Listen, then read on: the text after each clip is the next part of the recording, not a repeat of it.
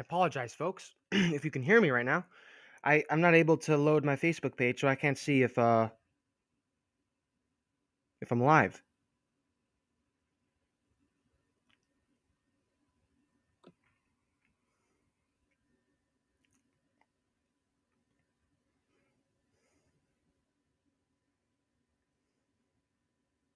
Okay, there we go. That was weird. Okay, cool. Hello, hello, mic check. Okay, there we go. All right, cool.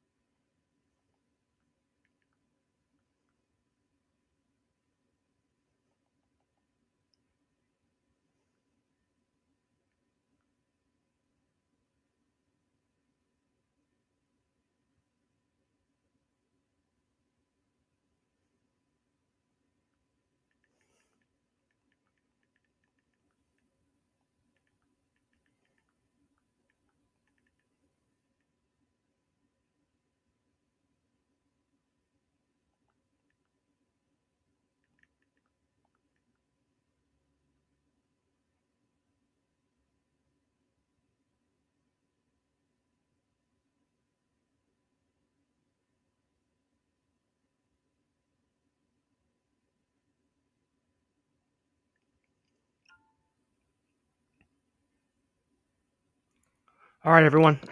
Welcome, welcome. We're going to get started.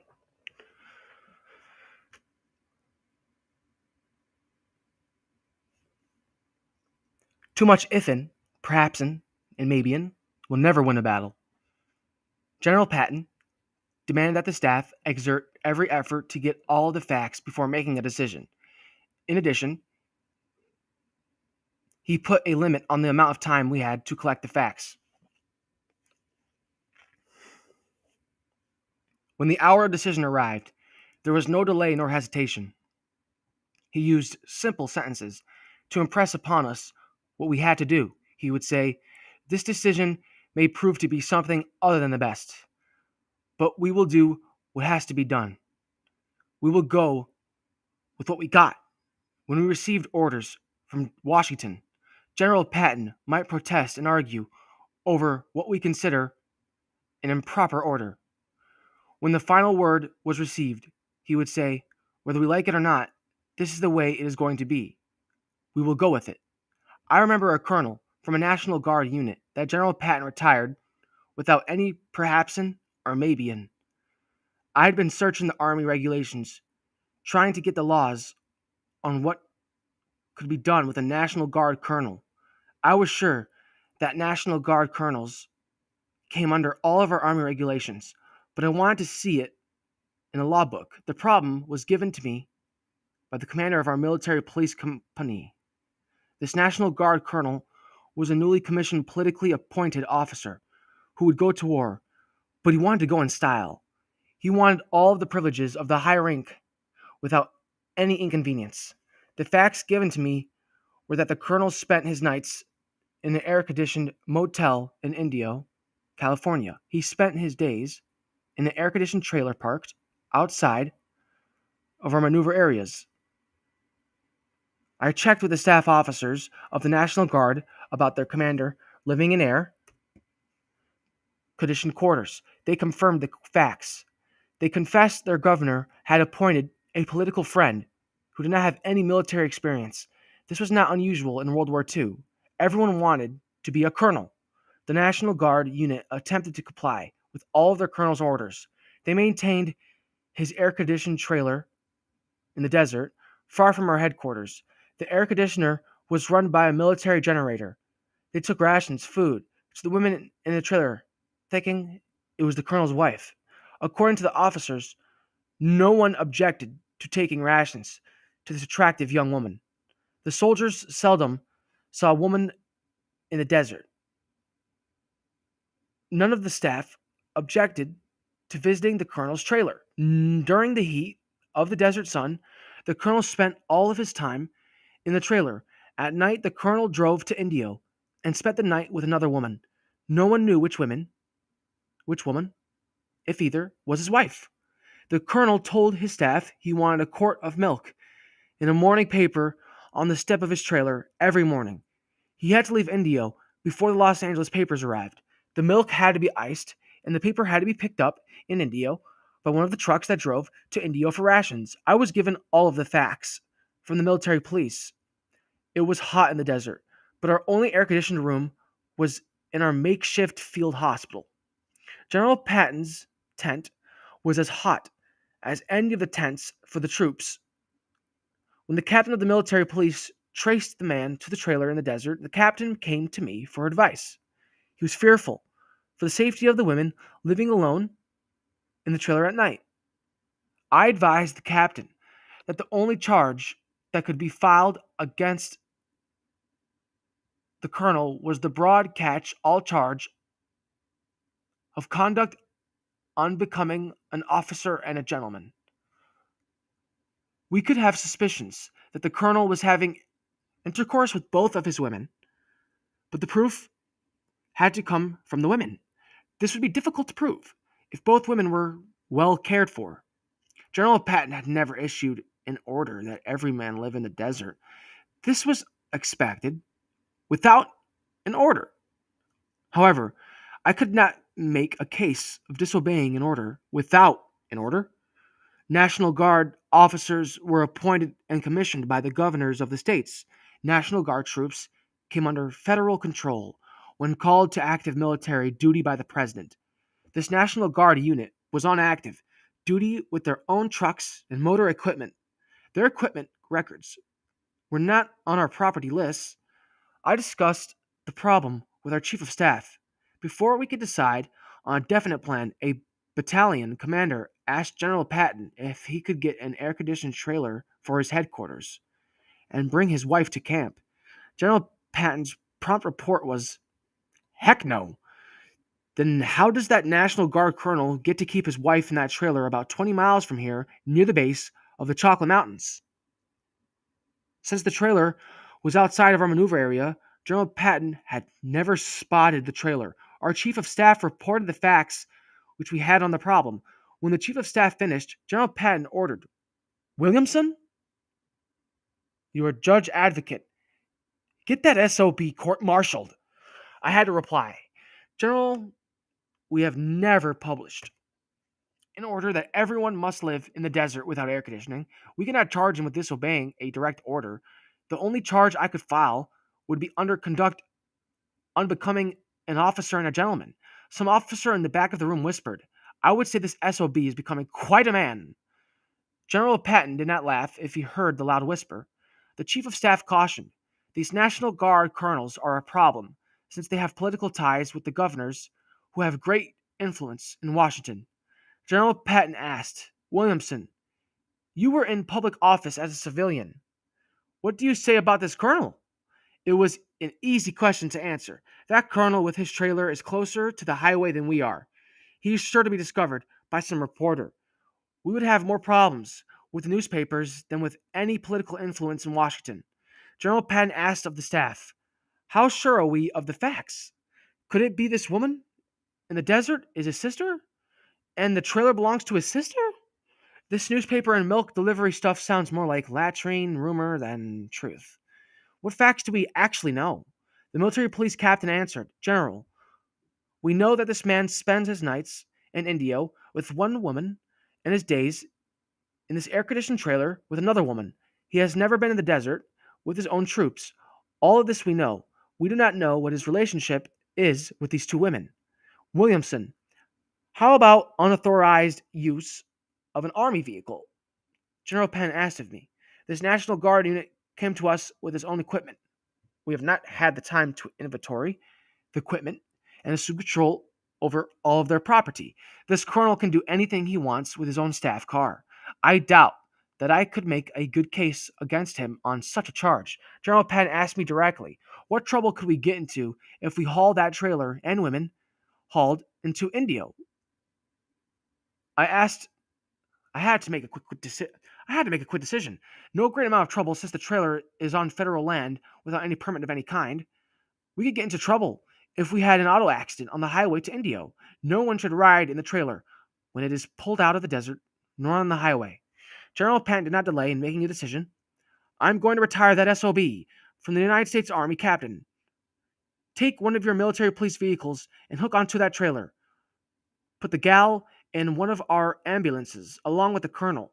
Put two police cars in front and back of the trailer with their red lights flashing and sirens on. This should prevent any accident.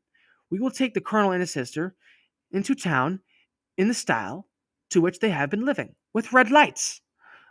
Put both of them in the ambulance. Do not exceed 40 miles per hour." "What should I tell the colonel?" the captain asked. "Don't tell him anything. I'm going to be with you. I want to take care of that SOB myself. When I get through with him, he may have to retire from the National Guard for physical disability." There was no ifin or maybin about General Patton's decision. He did what he had to be done. He did what had to be done. Such quick decisions were not the usual rule with the politically appointed National Guard officers. Under different commands, many such officers went on maneuvers with fancy air-conditioned trailers and with their wives. I remember the staff discussions about such I remember the staff I remember the staff discussions about such conduct and other commands. The discussions usually ended with the words, "If this gets too bad, we may have to take some action." General Patton did not delay. It was interesting when some new officer would suggest, "This does not seem to be the right time to." General Patton would break in. "There is no perfect time for anything. We will do what has to be done. And we will do it now. After General Patton finished with his attack on the National Guard colonel, we heard the colonel decided to retire from the military service. We never received a protest from either wife, the governor of the state, nor any politician in Washington. General Patton's daughter gave me a quote from her father. Prompt action immediately on a wrong decision may be far better than the right decision made days later.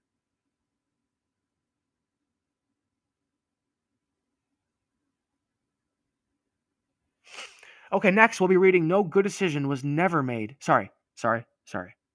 Next we'll be reading No Good Decision Was Ever Made in a Swivel Chair. And that will be next. So good luck, you guys. I hope you guys like the first chapter. We'll be back soon.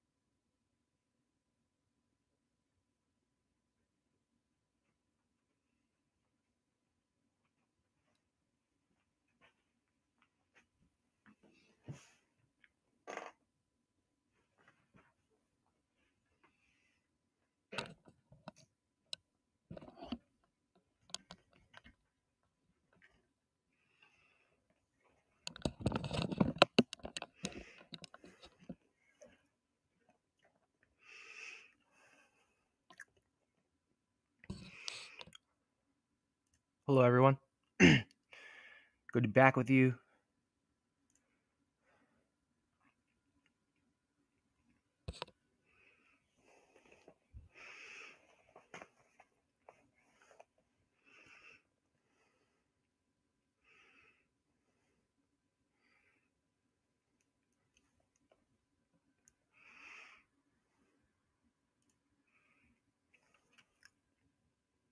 All right, here we go. Hold on. I know it's a little weird, but I want to check something. Let's just see what this says. Mic check.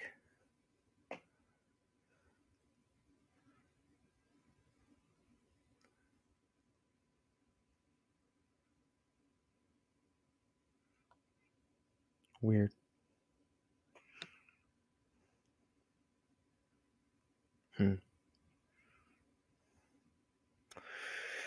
Oh boy.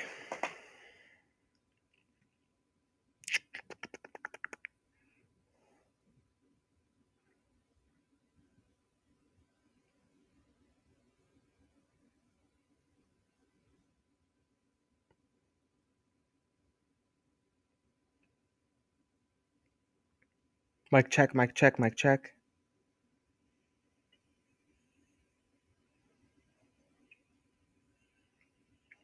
Mic check. Mic check. Mic check. Okay, cool. All right. How do I get out of this? Mic check. Mic check. Mic check. Okay, cool. Come on. Can't do anything. There we go.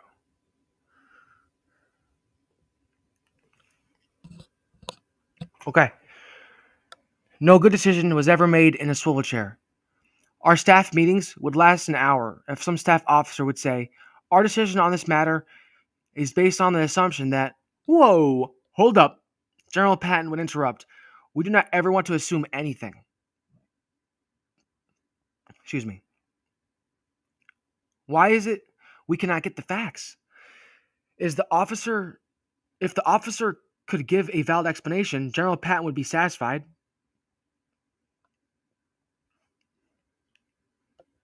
If not, it would be a day the officer would never forget. Constantly, General Patton preached the get the facts theme. He stressed, we must always have all of the facts. A decision without all the facts is no decision at all. No good decision was ever made in a swivel chair. We laughed, but General Patton did not smile. He continued, I mean it. No good decision was ever made in a swivel chair. Better to have a decision made on a horseback than in a swivel chair. A man in a swivel chair does not have his body juices going to the right places. Nothing is going to his brain after 20 minutes of his swiveling around in a soft chair. All of our brains will be in our shoes in 20 minutes. We must get out of our swivel chairs and know exactly what is going on. One day, a colonel was under attack by General Patton for a decision based on the weather. The colonel explained, General, we cannot predict the weather. We must assume average weather conditions and plan accordingly. We never assume anything is average. GEN, Patton said. If we do any assuming, we will assume the worst weather. The colonel tried to argue. General Patton said, if we do assuming, General Patton said, if we do any assuming, we will assume the worst weather. The colonel tried to argue. We might wait a day before we launch the maneuver. Then why make a decision now? Have you contacted the weather makers? The men who tell us what is going to happen to our weather? What do they say? I did not contact the weather section. I just assumed average weather. General Patton scolded. We will have men's lives hanging on our decisions. We cannot assume anything, whether we are in the desert or in actual combat. We must get the facts. How are we going to feel when we make a decision and several hundred men are killed? Want to try assuming they are not dead? Never forget, Colonel, the life you save could be your own. General Patton wanted exact facts about everything pertaining to a maneuver. He wanted us to know the exact quantity of fuel in the tanks, hot and cold. He wanted to know in seconds the number of gallons of gas needed for a division to move a mile, 30 miles, or any number he asked. He wanted the exact weight of rations a soldier had to carry should the field kitchens not be able to keep up with an advance. So often he concluded a staff lecture with the words, "Let's never have to look at each other and say, if only we had known. We want to always know." One time we did not give General Patton all of the facts. If the Japanese Navy had changed course in the Pacific, there would have been an assuming change in the history of World War II. In the summer of 1942, the Japanese Navy had a large invasion force in the Pacific. Mexico had just declared war on Japan. When our G2 intelligence officer reported the Japanese task force in the Pacific, General Patton put every man into high gear to defend the lower California Bay of Mexico. General Patton ordered, "Japanese will land in this bay in Mexico. Mexico will not be able to stop any invasion. The beaches of this lower California Bay are superior. For landing a large invasion force, several 100,000 men can be landed on the beaches in this area. It will be easy to run through Mexico. Los Angeles is only a short distance from Mexico. Orange County and Los Angeles produce most of our aircraft. Any fool knows this would be best objective for the Japanese. If they knock out our aircraft production and get a force to Los Angeles, we are in for a long war. We will prepare to meet the bastards on the beaches of Mexico." Sorry, I meant to say fools. Our excitement did not decrease when the Japanese force appeared to be heading for Alaska. "Alaska is not the objective," General Patton insisted. "This is to throw us off. They will never land in Alaska. No war has ever been fought so close to the Arctic Circle. The devils will hit Mexico." We collected all of the facts on Mexico. We know the roads, the railroads, beaches, soil conditions, number of people in the towns. We had the facts. One major fact was not given to General Patton: the amount of ammunition for our large guns. All of the ammunition for the tanks and field artillery had been fired during the desert maneuvers. No more ammunition was to be shipped for 2 weeks. Our desert training center was less than 100 miles from the northern tip of the California Bay. We were in such a sight we were in such a tight alert that no man slept in a bedding roll. Every one of us slept in uniform. We had used our helmets for our pillows. If we had received orders from Washington as General Patton expected, we would have been moving in less than 60 seconds. General Patton wanted us to cover the distance to Mexico, to cover that distance to Mexico in less than 3 hours. We slept in our uniforms for three eight. We slept in our uniforms for 3 nights before Washington reported that the Japanese had landed on the tip of the islands of Alaska. We congratulated our ordnance. We we congratulated our ordnance staff. We congratulated our ordnance chief. "You can relax now and stop worrying about the ammunition for our tanks and field artillery. All of the ammunition we had was for our small arms, the automatic pistols. If the Japanese had struck Mexico, it would have been an interesting battle. I'm sure if General Pat had learned of our ammunition shortage, it would have not have changed his decision to attack the enemy. He would have said, 'We will scare the hell out of them until Washington can fly in the ammunition.' I'm sure we would have raced our few tanks up and down the beaches with sirens screaming and dodging behind the sand hills so that the enemy could count the same tank dozens of times. We would, we would have stirred up so much dust. No sane enemy commander would chance trying to land against such a superior force. By the time the Japanese learned that our tanks could not fire, we would have been supplied by Washington. When we held our first staff meeting after our Mexican alert, General Patton said, and I sat in my dang swivel chair and thought we were ready to fight. I made my decision without knowing all of the facts. I would still have moved down there. We could throw sand in their eyes."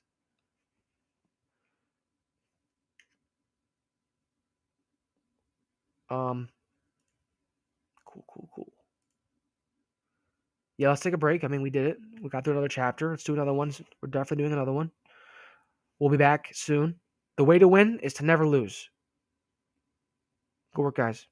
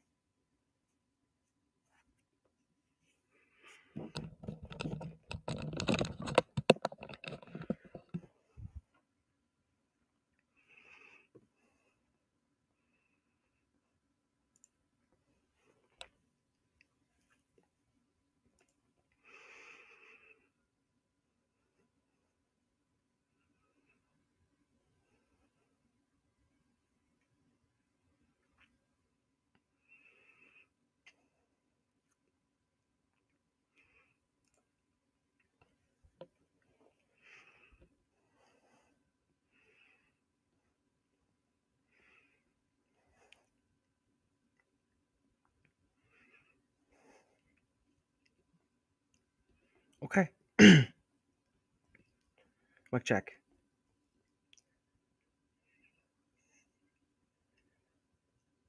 Okay. The way to win is to never lose. We will win because we will never lose. General Patton explained to the troops, war is the greatest game of life. Most games are played for a certain length of time, like 4 quarters of football or 9 innings of baseball. Not so with war. We will fight until we win. We will never give in. General Patton's logic was so simple, every man understood the message. General Patton would not lose. He explained in more detail. There can never be defeat. If a man refuses to accept defeat, wars are lost in the mind before they are lost on the ground. No nation was never defeated until the people were willing to accept defeat. England is defeated. The only hope is that Churchill is refusing to accept defeat. When people are willing to give their lives for their country, the only way a nation can be defeated is to kill every man, woman, and child. In the history of the world, this has never happened. Wars are lost in the minds of the people. We will never admit to the troops nor to the enemy that we will accept defeat. How did we win our first war? General Patton asked as he prepared to quote from the Declaration of Independence. We won the first war because the men signing the Declaration of Independence pledged their lives, their fortunes, and their sacred honor. That declaration was the declaration of war. This idea of never losing this idea of never losing matches General Patton's principle that the body is never tired. It is the mind that thinks tiredness. The mind can eliminate the tiredness of the body. This idea may seem new, but such ideas were mentioned in the Bible. As General Patton explained, there are several descriptions of death in the Bible, such as he gave up the ghost. Many patients in hospitals die when they give up and accept defeat. I recall a man in Michigan who built his own coffin. When the coffin was finished, the man died. I know several men who retired to build their dream homes. I know several men who retired to build their dream homes. When they were finished, the men died. Man must have a battle in life if he is to live, but he man must have a battle in life if he is to live, but he will never be defeated if he will never Man must have a battle in life if he is to live, but he will never be defeated if he will never give in to defeat. Years later, when I heard of the words of Churchill's famous school commencement address, I puzzled over who had the first idea first, General Patton or Churchill. Churchill's commencement address consisted of only 9 words: never give in, never give in, never give in. Not a single member of the graduating class would never forget all of the words of the commencement speech. General Patton and Churchill met many times during the years of the First World War. Churchill was the first to design the tank. It is unimportant which man was the first to have the idea. This never lose thinking saved England from Hitler's invasion and helped General Patton win many victories in World War II. There are many examples of this simple idea in medical circles. The military amputation hospital staff often told the story of the high jumper who lost a leg but refused to stop high jumping. His mind controlled his body. On one leg, he could jump higher than he ever jumped on 2 legs. He hopped towards the bar on one leg. It was amputated leg. It was the amputated leg, which had always tripped the bar, which he had 2 legs. Patrick Henry had this idea in 1776 when he said, "Give me liberty or give me death." When the mind refuses to give in, even unto death, there will always be a victory.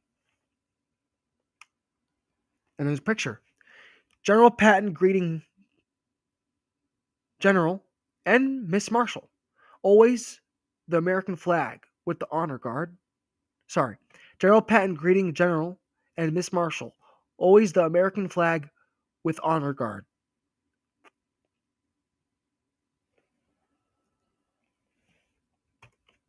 And then here we go. Special maneuvers for General Marshall and staff. General Patton will not stand in the shade. And here he is giving a speech. Soldiers listening to a General Patton lecture.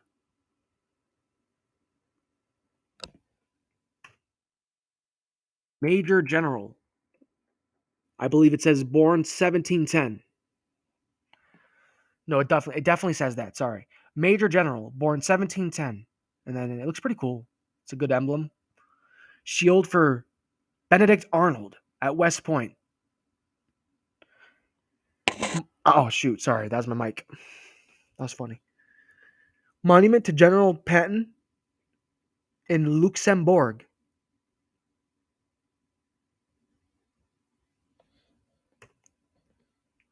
December 21st, 1945, day of General Patton's funeral.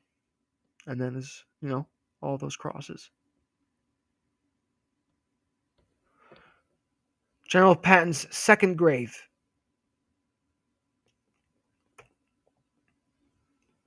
General Patton's first grave.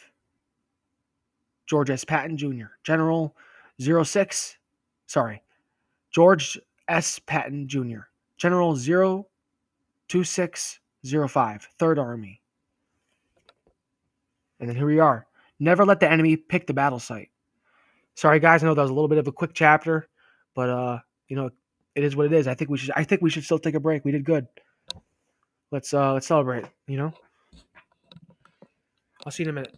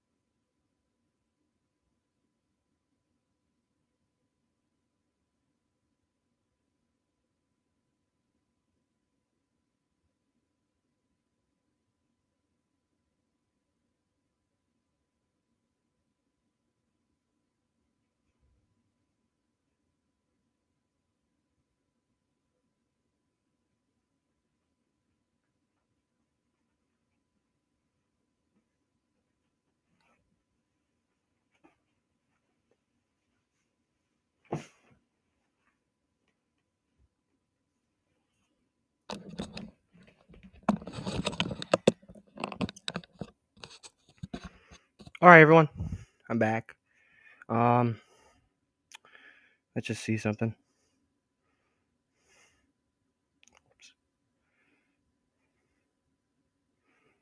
Mic check.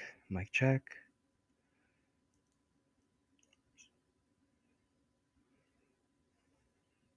Mic check. Mic. All right. Never let the enemy pick the battle site. Along with General Patton's never lose principle was the idea that we would always fight on our terms. We will never let the enemy pick the battle site. General Patton stressed, now and then, we could get caught in a trap set by the enemy, but not if we are alert. We will always know more about what the enemy is going to do than their own commanders. The secret is to move fast and in a direction the enemy never expects. The chance of taking losses is too great to fight on a battle site which pleases the enemy. This causes the loss of lives of hundreds of five sorry. This causes the loss of lives of hundred. This causes the loss of lives of hundreds of fine American young men. We will decide where and when we will kill the enemy. This idea is so simple, it works. It is as simple as never dig a foxhole. All these make up the strategy of always attack, never defend. The idea of picking up the battle site is not new. It could be said that the idea started in the year 1215 when the people of England pointed their long spears at their king and demanded that he sign the Magna Charta. This gave the people the right to fight their legal battles in their own hometowns. Prior to the Magna Charta, the people had to fight their legal battles at any place the king decided would be best for him. This principle is followed in America. Cases must be tried in the venue place where the people live. This venue can be changed if it is impossible to get a fair trial in the home area. This simple idea can work in business circles. Suppose you have a product to sell to an executive. Surround this executive with his secretary, telephone, and keep things the same aids. And the sale of a new idea is impossible. All good selling shots will be lost by a telephone call or an assistant who argue against the sale. The best place to sell a new idea is at lunch or dinner at a battle site selected by the salesman. The protective secretary and the no change assistants are not there to fight for their old ideas. General Patton was specific not only about battle sites, but also about enemies. He said, you have to pick your enemies with as much care as you do your friends. Friends are great, just wonderful to have. Friends are like wine, get better with years. But you need good enemies.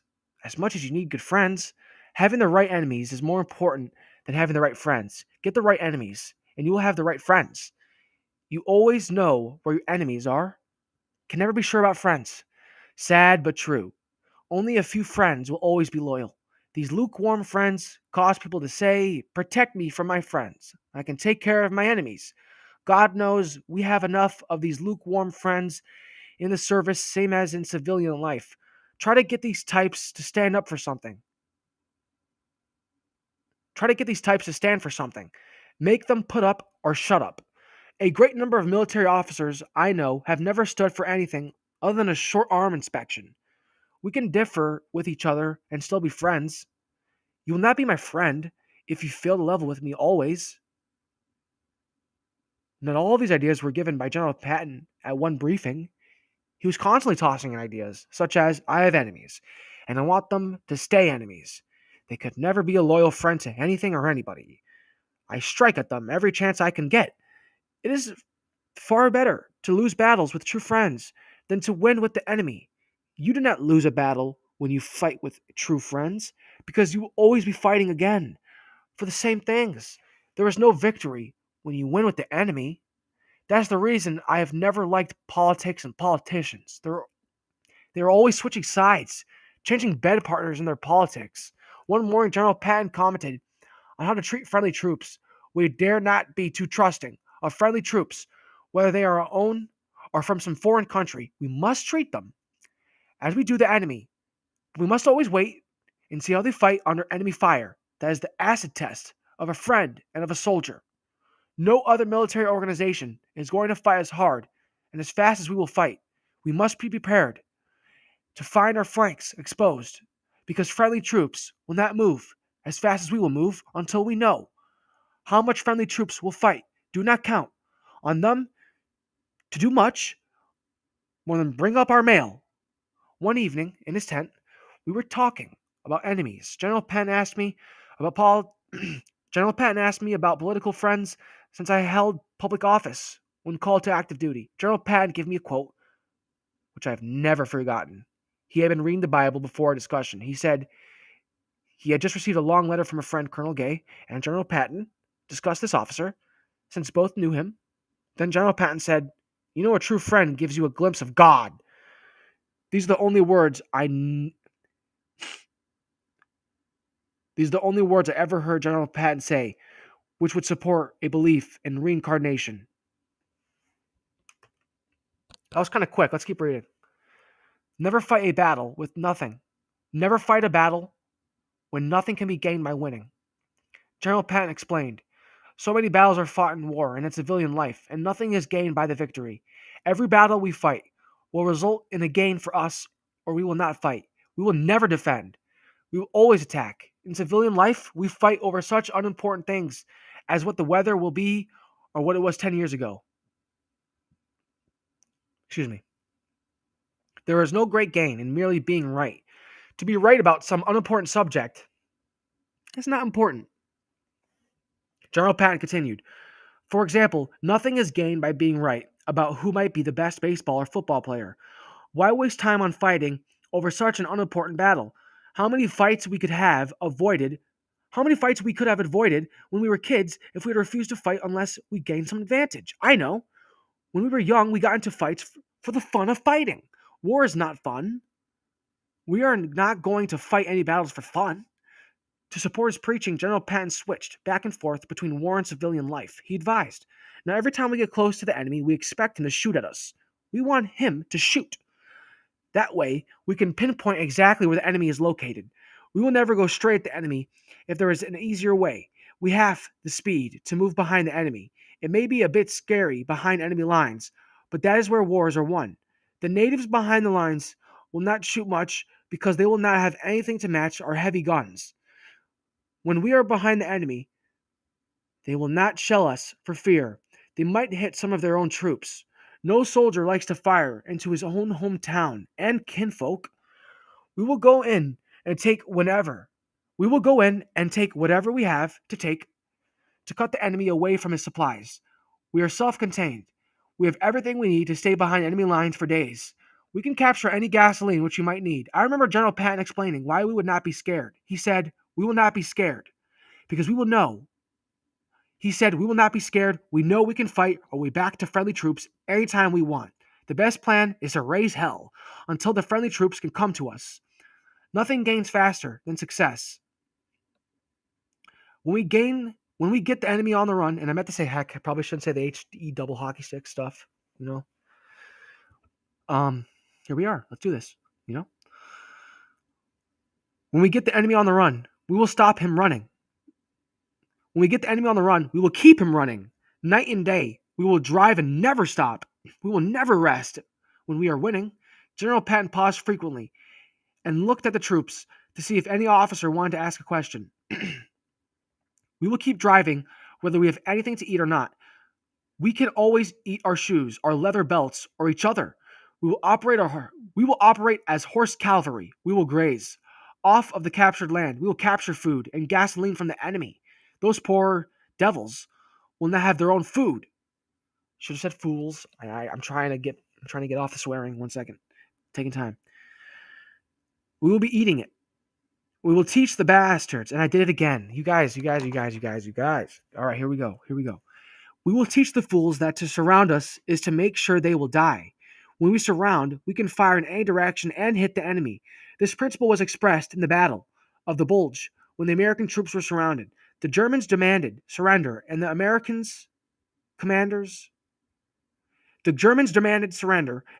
commander responded with the famous word, nuts! With support from the air and General Patton's Third Army drive to the rescue, the Germans learned that nothing was gained by surrounding American troops. With General Patton attacking, the Germans were always alarmed. They were always in fear of where he might attack. General Patton often supported his ideas with quotations from the Bible. Often the quotation would fit his remarks, but sometimes the quote would miss the mark. I remember his quoting, "Never cast your pearls among swine." It would be difficult to see how this would fit any of his principles until he added, "If the battle is worth it, we will go in and win. If not, we're going to get shot at without a reason." The Bible tells us not to waste our best on pigs. We are not going into any pig shootout. We will kill the enemy where he can be killed easily with the least amount of risk to us. We will not fight the battle the enemy wants us to fight. We will fight on our own terms. And we will win. And we will win always. He usually finished with his theory. When we take on their best when we take on their best troops and knock the heck out of them, the others will throw down their guns and quit. They know we have only one thing in mind, and that is to kill every one of those fools. Their leaders know that these dang pistols on my hips are going to kill the fools. We understand this business of war, and the enemy knows it. When they know they are going to be killed, they will quit before the fight starts. General Patton's theory was correct. Photos from World War II shows thousands of German troops attacking the rifles and surrendering when there were no American troops to accept the surrender. All right, guys. Let me check something. I said we go to at least 200, right? I'm feeling okay. Um, let's take another break. We'll be back. We'll read another chapter. Success is how you bounce on the bottom. Next.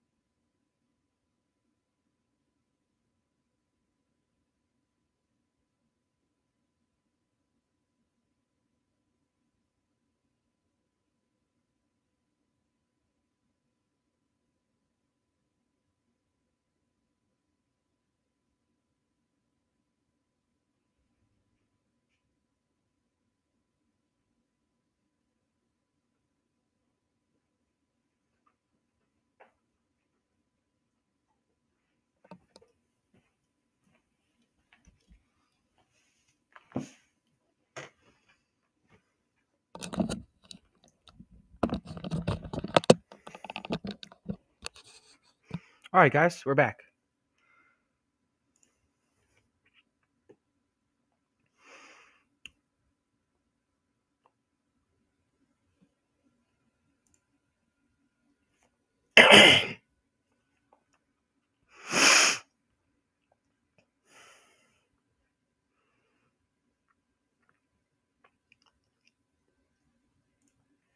Okay, excuse me. By the way, I know you guys can hear me like coughing. It's kind of gross. Um, 1 second. Let me just check something. I mean, that's no disrespect to anyone coughing. It's just, I mean, I know you can hear me. That's all. That's all. Let's see what we got.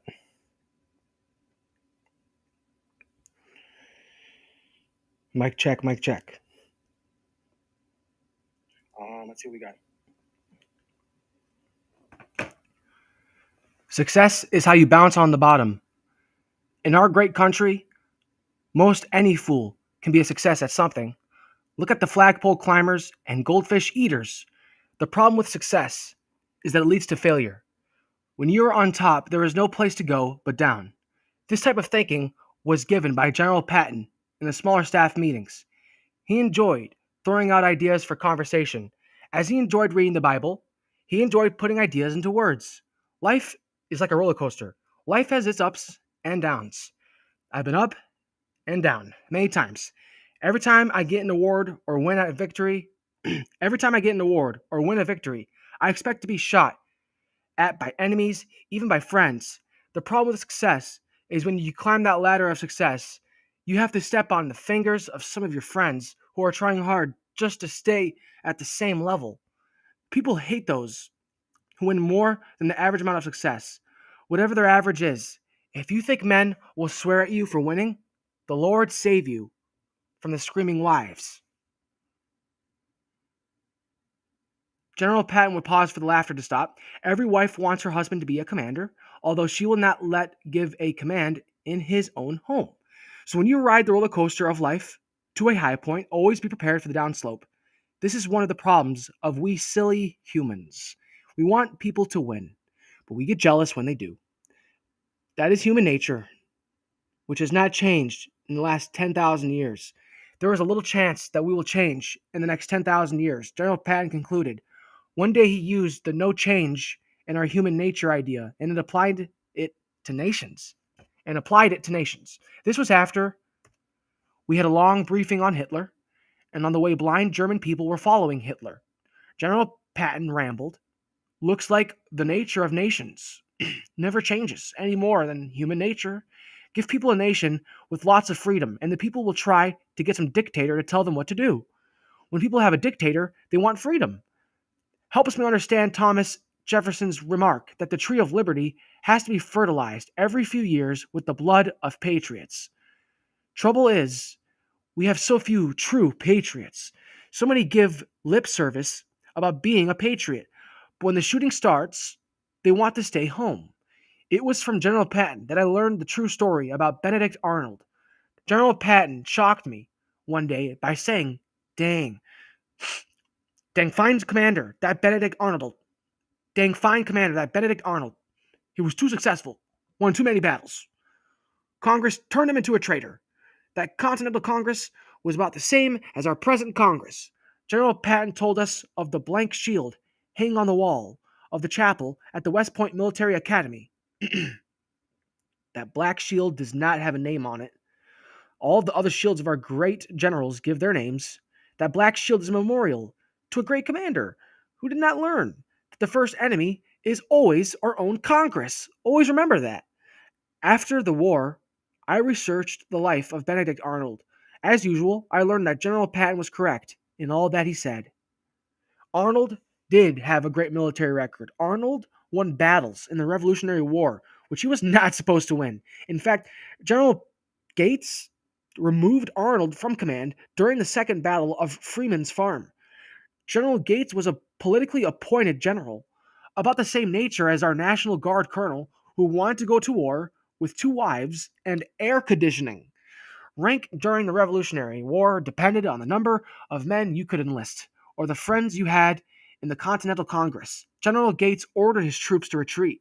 General Arnold was so enraged, sorry, General Arnold was so enraged that he rode his horse into the retreating American troops. The troops followed Arnold's commands and turned the tide of the battle against the British. All the time, General Arnold was defeating the British. An aide for General Gates was chasing Arnold, trying to tell him he would be court-martialed for disobeying General Gates' orders. Gates was far from the front writing to Congress on his reason for retreating. When the battle was won, Gates took all the credit in a report to the Continental Congress. When General Patton gave a new idea, he paused frequently for our minds to catch up before continuing.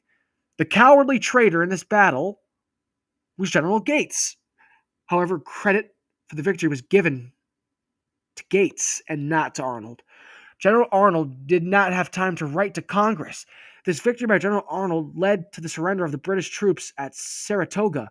Since General Arnold exposed a favorite of the Continental Congress, promotions for General Arnold were delayed, despite General Washington's protests.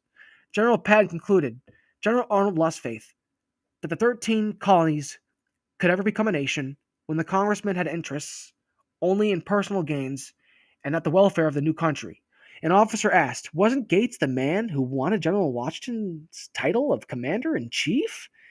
He was the one. He was constantly asking Congress to kick Washington out of command. The officer asked again, what happened to Gates after Saratoga? General Patton answered, he wrangled out of Congress the title of Commander in Chief for the Southern troops. Not much fighting in the South. Gates' type of war. He failed even in this command. General Washington's staff was ready to court-martial him. As I remember, he resigned.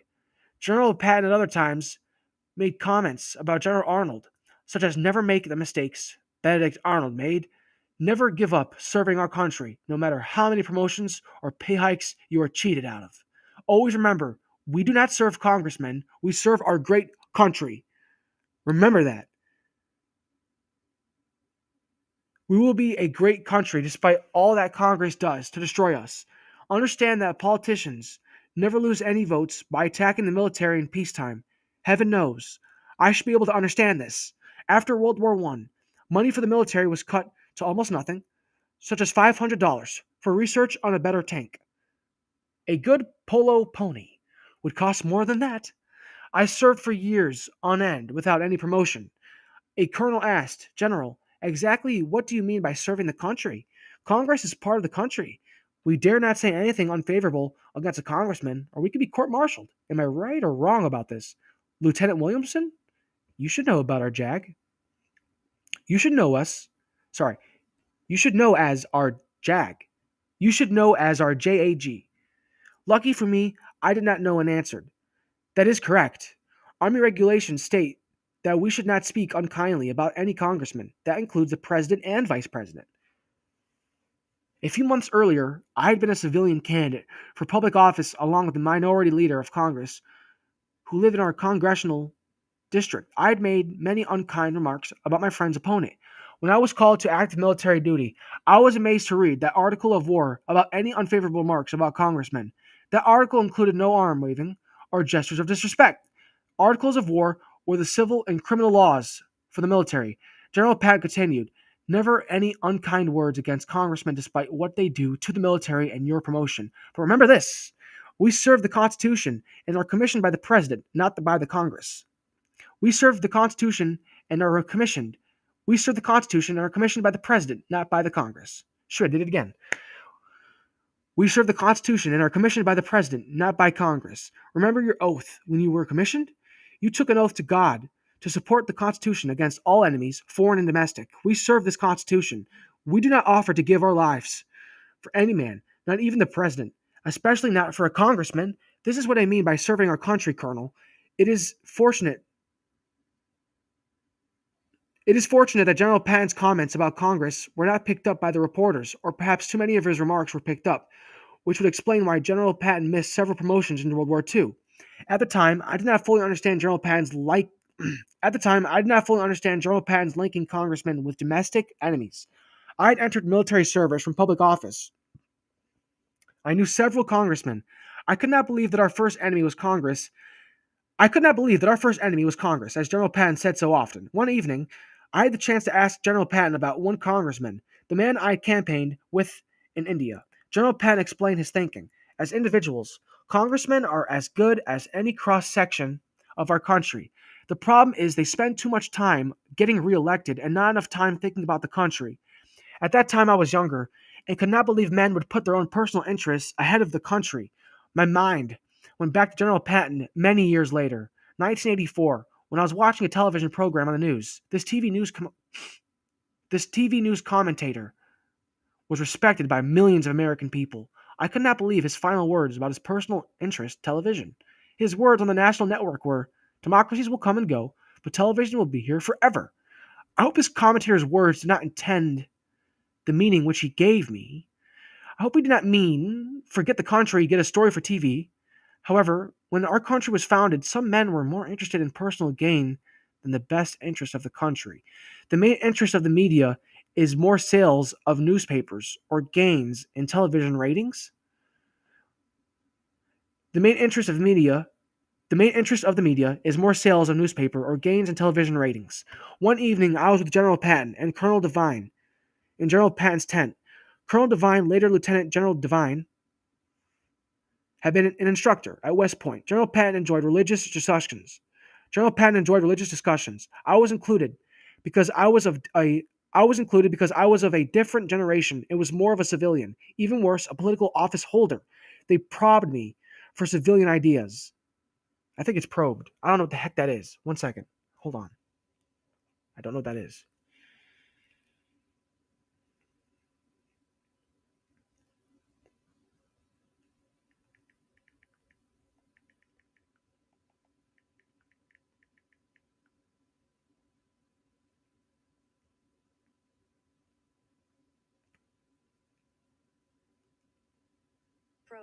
Yeah, it's probed.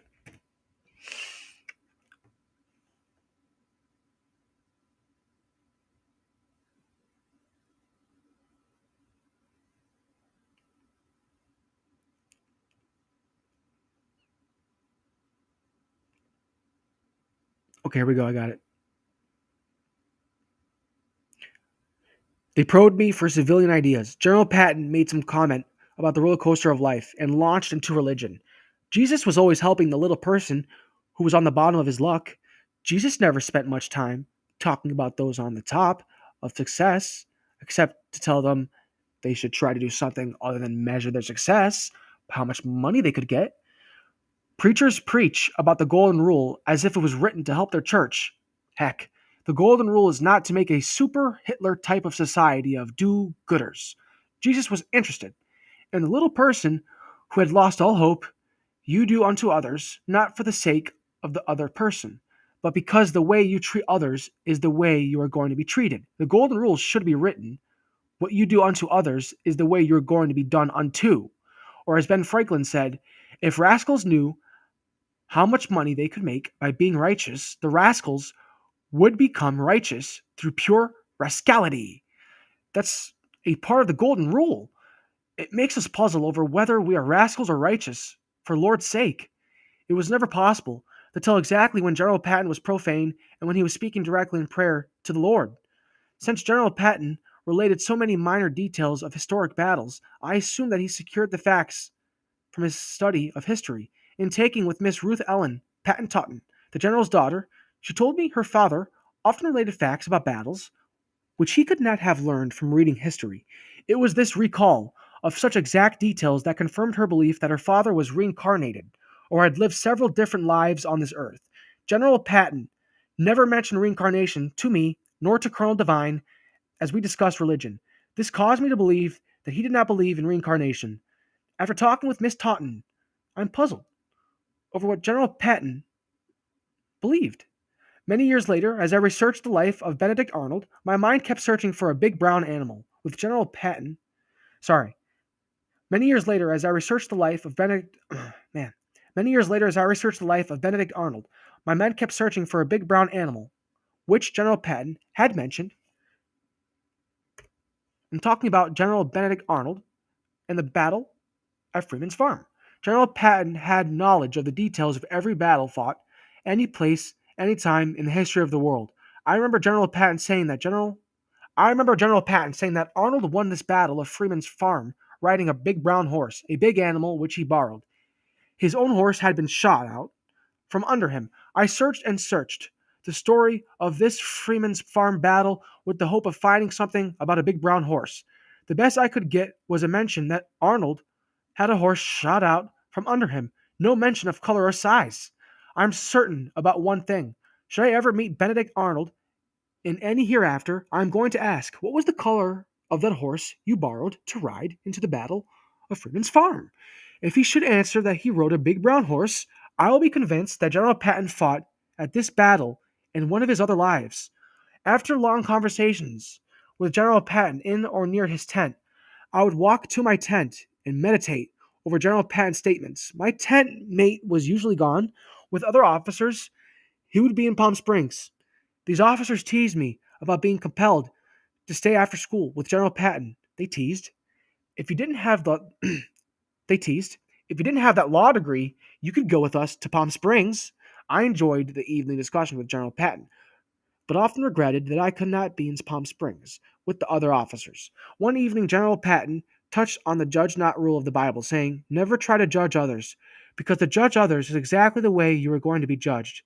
You call a man a crook, he is sure to call you a crook in return. We get the same as we dish out.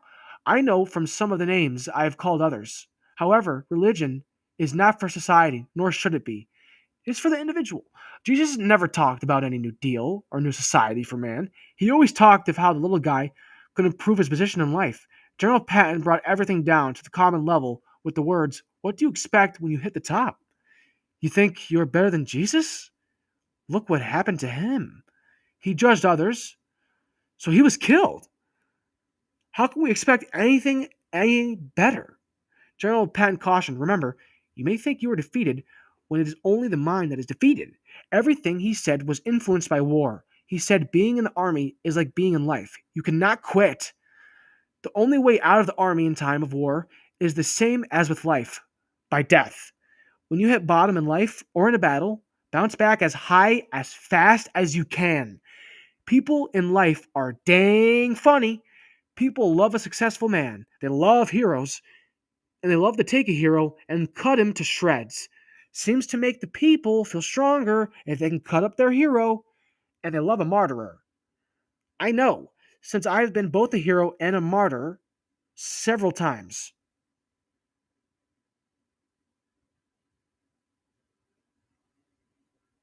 Sorry, and they love a martyr. I know since I have been both a hero and a martyr several times. People love the underdog until that dog gets on top. Then they enjoy tearing the top dog back down to their size or lower. All this is the reason I insist that success is how you can bounce when you hit bottom. Okay, I know that martyr word is it can be sensitive to some, so I'm gonna MATYR. I'm just gonna look this up, make sure I did it right.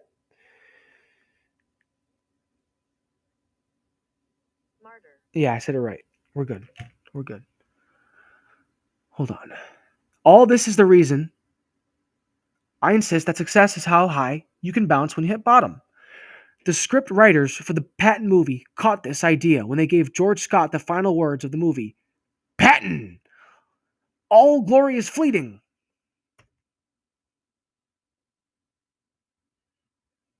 Weird. I wonder what that means. All glory is fleeting. Sounds like all glory is leaving, but that doesn't make sense. Why would you say that in the end of a movie? Who knows? I'm not sure. But let's look it up. All glory is fleeting.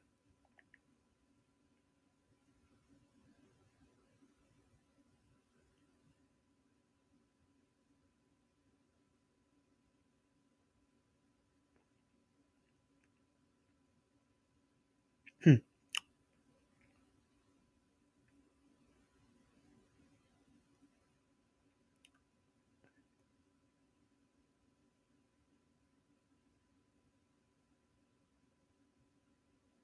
Well, it says here that it means that all glory is fleeting, and that all glory is temporary, or glory slash flame doesn't last. Fame doesn't last forever.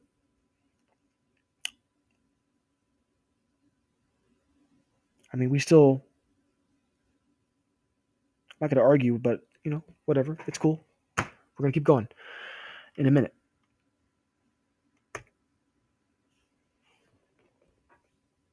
Let's keep going. Always keep something in reserve. We'll do that in a second. We'll be back. We're going to take another break. I'm feeling still good, so I hope you guys are doing good. It's good to read. It's healthy. Let's get to this workout.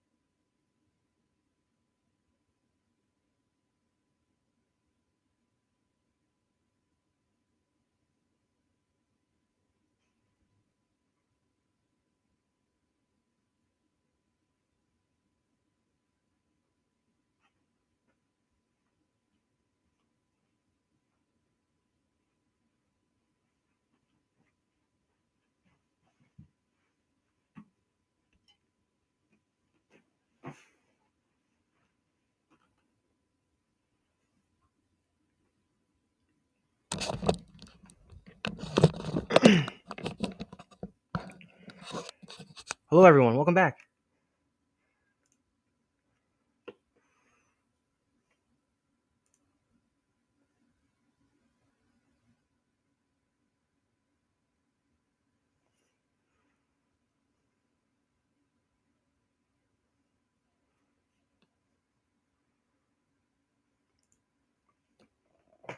Okay. 1 second.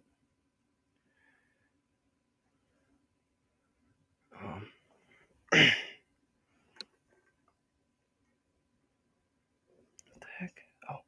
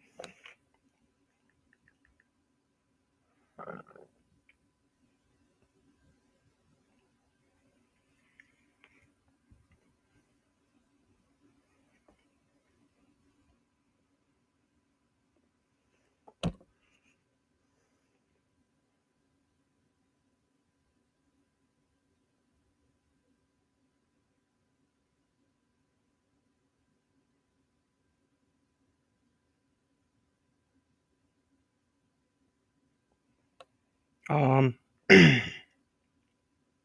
Okay. There we go.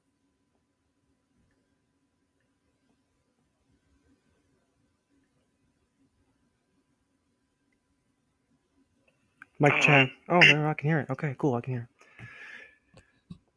it. Always keep something in reserve. Just making sure of something. I know I just did that. Always keep something in reserve. This principle might seem to conflict with General Patton's constant driving everything to exhaustion, but General Patton always kept something in reserve. His best reserve was his driving will to win. We never prepared any battle plan without at least one alternate plan. We had to do all of the work for all of the plans so that a change could be made quickly.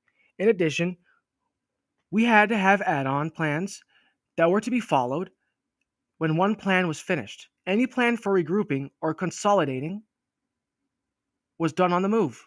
In the Patton movie, the scenes of the Battle of the Bulge were not fiction. The situation with the Allied forces was extremely grave. The German attack could have destroyed our entire invasion force if the drive had gone through to the landing sites.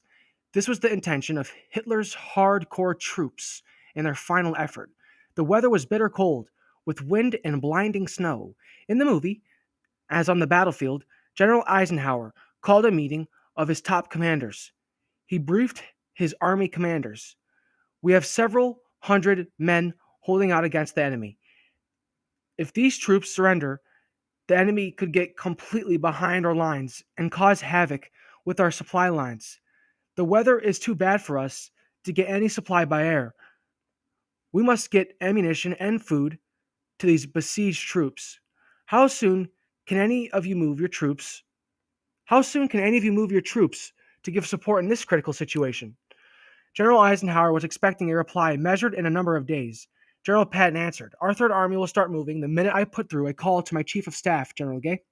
General Eisenhower and the other commanders chuckled at General Patton, thinking it was another one of General Patton's brash statements.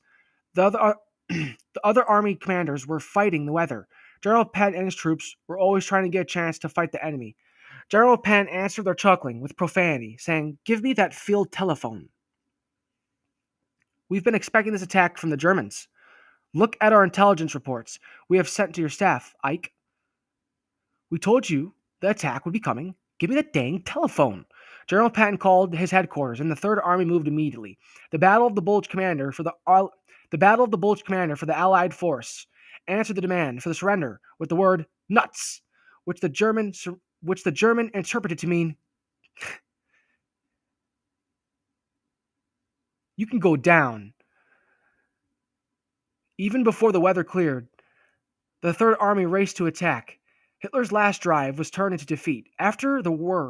After the war, I talked with General Gay about this scene in the Patton movie. He commented, "It was terrible winter weather. When General Patton left for Ike's headquarters, he ordered us to be ready to move immediately. You remember how tight the alert was when we were waiting to dash to Mexico to meet the Japanese? Well, it was the same in Germany, except there was no sleeping on the ground as we did in the desert. We knew the Germans were planning this attack, and we told Ike's staff it would be coming. As usual, General Patton's estimate of the situation was correct. It was so cold, it was no task at all to keep the men awake and hugging together around the fires. Our camps looked like a shanty town with the tarp shelters draped over the men and trucks. The wind was blowing so hard, a man could not be exposed to the wind for many minutes. Unlike General Patton, General Gay talked slowly. He continued, "We ordered that every engine be started every 15 minutes to make sure we could roll as soon as we received the orders from Ike. Some of the engines were never stopped. I knew General Patton would be calling, since we knew all of the other armies would be unable to move. We had 3 plans we could have used, depending on where Ike's headquarters wanted us to attack. As soon as General Patton called and said, 'Plan 1,' I held up one finger to the commanders in my trailer.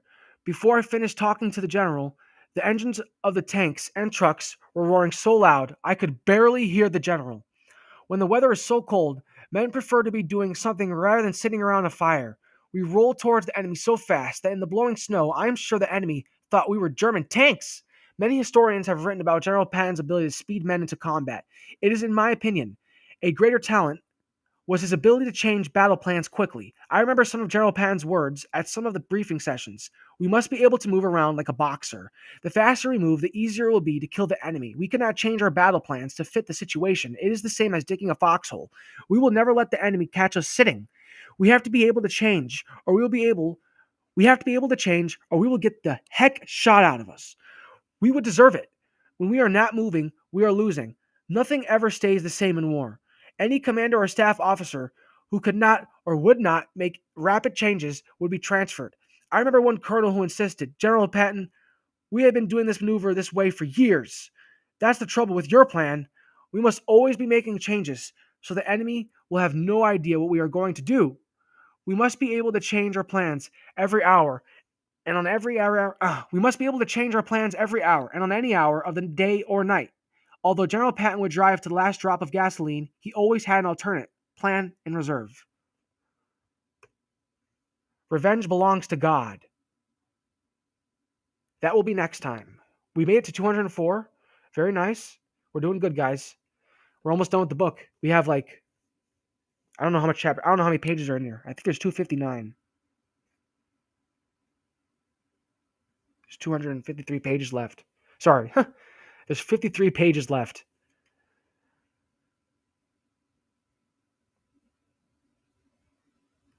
Or 6? Sorry, I'm not the best at math. Hold on. If there's 259 minus 5, where are you getting the 5 from? I don't know. 205? No, 204. I don't know, guys. Hold on. Hold on. Try if I can do this in my head. I can't do this in my head right now. The problem is that I'm not Googling it. The problem is that I'm just trying to do it in my head.